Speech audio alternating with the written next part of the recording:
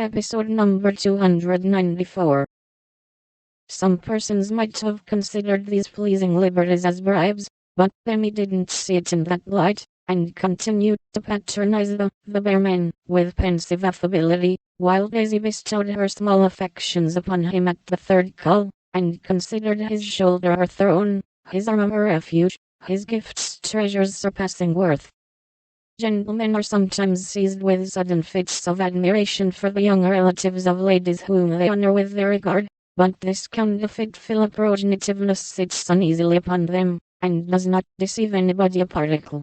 Mr. Bear's devotion was sincere, however likewise effective, for honesty is the best policy in love as in law. He was one of the men who are at home with children, and looked particularly well when little faces made a pleasant contrast with his manly one. His business, whatever it was, detained him from day to day, but evening seldom failed to bring him out to sea. Well, he always asked for Mr. March, so I suppose he was the attraction.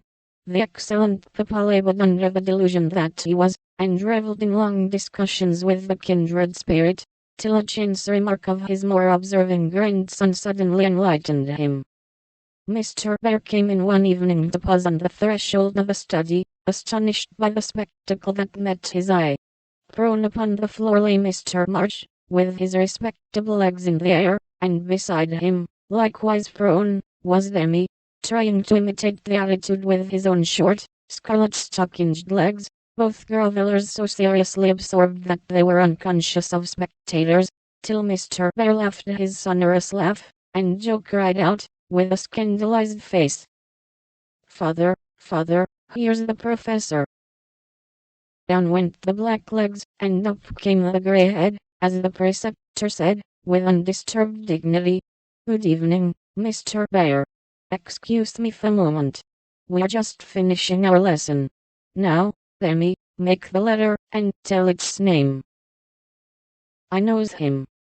And, after a few convulsive efforts, the red legs took the shape of a pair of compasses, and the intelligent pupil triumphantly shouted, "It's so Grandpa, it's so "He's a born whaler," laughed Joe, as her parent gathered himself up, and her nephew tried to stand on his head, as the only mode of expressing his satisfaction that school was over.